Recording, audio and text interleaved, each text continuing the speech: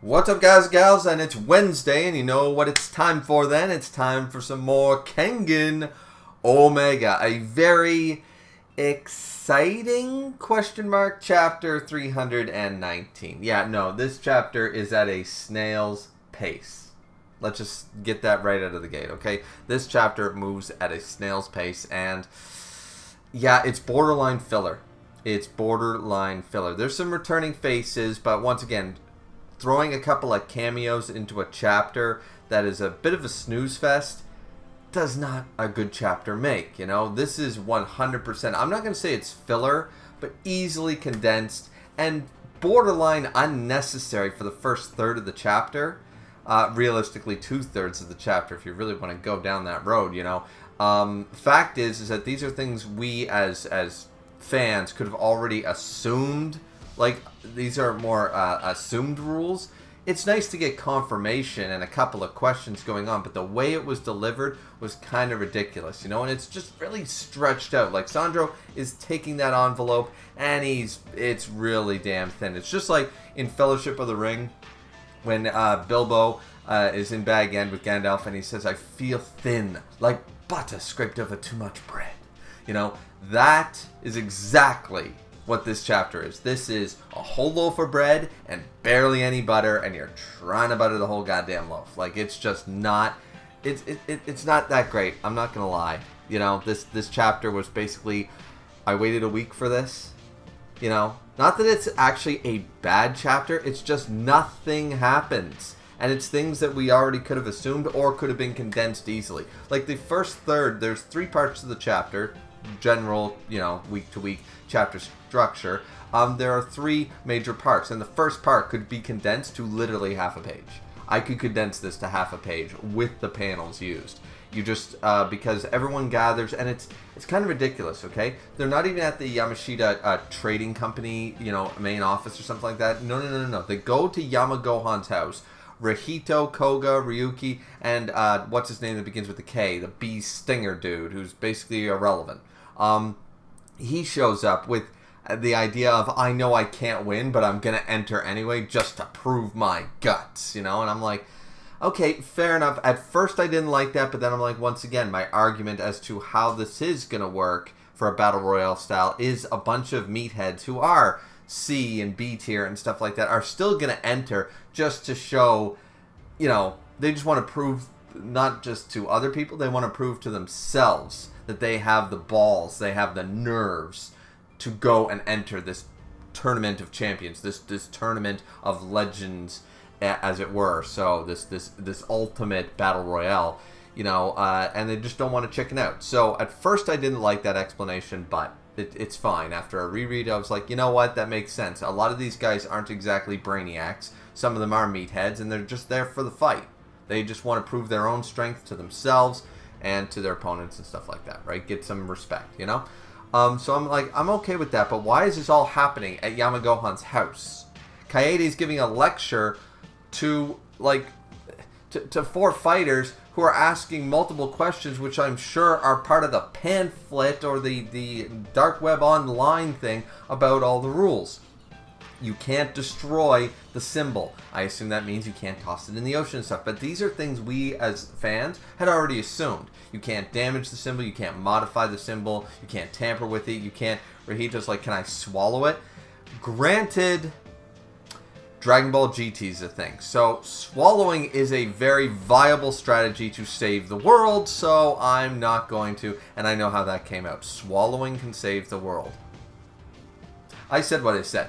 Anyways, fact of the matter is that, yeah, okay, that was actually probably the most legitimate question out of all of them. Fact is, though, all of this information, and it's not like there's any comedic element to it, this could all be condensed into like 2 panels, a page at best, where they just have the big dialogue text and they showcase, you know, the arm inbounds, the arm out of bounds, like what happens to the symbol, what happens if you step out of bounds, if you manage to get to the second area, but then you end up being like, I don't know, Fajind, you know, or blast cord out of the area, then are you disqualified because now you're in a no-fly zone sort of idea? You know, those questions are all answered. Most of them, I assume, the majority of us as fan base could have assumed most of these questions or rules. However, even if that's the case and they just wanted some clarification, as I said, this could have been handled in less than a page. We didn't need a whole third of the chapter to do this when there's no real good comedic element. There's no good back and forth between like fun fighters or characters or anything like that. So yeah, and then we move on to the second part of the chapter, which is a little more interesting, and I do get why we sort of have this. This scene isn't as egregious because it's only a few pages. It makes sense that they would show a combined front, you know, in front of all of Purgatory, in front of a bunch of fighters, make this big announcement. They already basically had the big announcement with some fighters invited, but that was mostly for the CEOs. This one is to gather all the affiliated fighters and say, look, here's the deal, and I personally will give you a prize because they want as many people to enter. And Itamatsu is just like, and he's not shocked by the fact that most of them are murmuring about like not wanting to enter, because not all of them are like Stinger dude. Kokoro? Anyways, he's not surprised that some of them, as much as some of them are meatheads and some of them are like this and that, they're not going to want to enter because they've heard about his overwhelming strength, and they're like, if I'm a C tier or I'm a B tier, I can't even get myself into the A tier of gladiators, and this guy is above S tier. This guy stands above all of Purgatory. Why would I risk my life and limb? Because there is no real benefit to losing this tournament. You know what I mean? There's not like a bunch of consolation prizes like, oh, if you make it to the top 16 or you make it to the top 8 or something like that. There's no indication that there is any consolation prize. You're just risking your life. And for those who don't want to test their merit and their strength and they want to go home to their family or keep making a living or something, realistically, they're like, yeah, no. I'm a above average martial artist, and I am not going to make a difference. So fuck that, you know. And I can get behind that. That makes sense to me. That most of the B and C tier gladiators, maybe some of the B tiers will show up and stuff like that. I'm sure they will, but most of the B and C tiers who aren't got that Koga, I'm a main character of my own life, you know, energy going on. Like, I'm gonna go and I'm gonna prove that I'm the strongest while still being in C class. Other than a select couple of people with, you know, that high and mighty attitude, like, I can't stand someone not being stronger than me sort of idea. Other than those people, those MC clones, most of them aren't going to show up. Fact is, though, we do get a nice shot of some familiar faces, and some that I'm actually very happy to see, because we do see after this initial part, we get the gladiators, the A-listers, in fact. And we see some, I love seeing two characters specifically, because we already knew. We assumed that guys like Toa and Falcon and stuff like that would show up, right? I think we could assume that. We assumed that the two kings, like Roland and Arashiyama, we knew that they would show up. But Carlos is here, and he's in better form. Remember, he went from like featherweight class to like now he's like light or welterweight or something like that. I forget exactly the weight classes, but he went up at least a whole class because he's always experimenting with getting that optimal. This is worth the speed versus it's very Dragon Ball Grade Saiyan all over again, right? It's like, okay, at what point do you stop accumulating muscle where it's not worth the power behind your hits and you're losing flexibility, speed, and that kind of idea, right? So he realized that going down to the level he was at in the KVP tournament was too low. That was too low a weight class. So he knows he had to bump up at least one. It looks like he's bumped up at probably 2. And that's really, really good. I think there was a line saying he definitely bumped up 1 weight class. He might have bumped up 2. Either way, he's looking good, and I'm looking forward to him because, once again, he is still very, very powerful. Like, here's the thing. Carlos only ever got one on-screen fight that we could summarize from, and it was, I think, a really good fight. Fact of the matter is that he was still, unlike most of these characters, which until they met the connector, it was like, okay, we've all plateaued. Carlos was still trying to improve himself. Carlos is one of those master level fighters when he was introduced, and to this day he still is, like Kuroki, who won every fight, but still realizes he's not reached the top yet. He is so self-reflective that he's like, no, there's a better answer. Just because I beat every fight, just because I've won every tournament, doesn't mean there's not more room to grow. I am still green. Carlos has that very Kuroki, the beard mentality about that. That's why he was so skinny against Gao Lang, and that's why he's changed his weight class again, because he always saw room for improvement. So I think he's one of the most deadly Purgatory gladiators in the entirety of the series, and I think he's now more powerful than ever before, easily. So that's really exciting. The other one is Jose. Our man Jose is back, and I loved Jose when he was introduced. I thought he was done kind of dirty before KVP and stuff like that, and I'm just really excited to see what Jose can do, because I'm sure he's improved as well. You know what I mean? He most likely would have been part of KVP had he not been, you know, manhandled a little bit there, and that was really brutal and stuff too, but he probably would have been one of the contenders for KVP, so I'm sure he's only improved since then, but that's really nice to see. So out of the very stretched thin to the nines that this chapter is, it was nice to see some of these, you know, not guys that we see all the time, guys we already assumed would be joining and stuff, right? So, and Roland, they all talk about this and stuff and saying, you know, like, realistically, we expected this to a degree and stuff like that. Now they said that Lou is probably joining us, but there is another gladiator that will, and then we move on to the final and third part of the chapter, which is the one that most people are hyped about. See, I'm more hyped about seeing Jose and Carlos, because they're probably two, if not my two favorite newly introduced fighters in Omega proper. They're two of my... Like, I was really excited in KVP. I thought they were really interesting, really exciting. And so far, you know, like, I'm kind of hyped to see them. In the same way that most people, there's this huge fan base for Lou. I don't get it. I think it's just because the Nitoku versus Lou fight was one of the better and one of the best fights in Omega. And I think that's why people like Nitoku. That's why people like Lou, is because they had pretty good fight. But overall, yeah, Lou is back here and stuff like that. So in the same breath, I do get it, even though I'm not the hugest... I don't dislike Lou. I don't love Lou. I can take him or leave him. I'm not in that fan base. But Lou shows up to the hospital, apparently, and stuff, and Lou is apparently going to join. Now, that's pretty cool for a lot of fans who were hyped for that. So this is not a bad reveal chapter that Lou is definitely going to enter the tournament and stuff, plus some other returning figures. He goes to the hospital to see, of course, the man who sort of went a little, Nicholas Le Banner, also known as Jean-Luc Belmondo. And apparently, he was having that, as we know, that's why Tarashi was going to, like, execute him, but he was having that identity crisis thing all over again while in the hospital after his Koya fight. He was having that identity crisis, and it was just like, okay, this is not him anymore. There's no point in assassinating a man who doesn't even know who he is. And but he's been visiting him and stuff like that. So apparently Lou is visiting him for some reason. I don't fully understand it, because Naiden even says, do not trust Nicholas.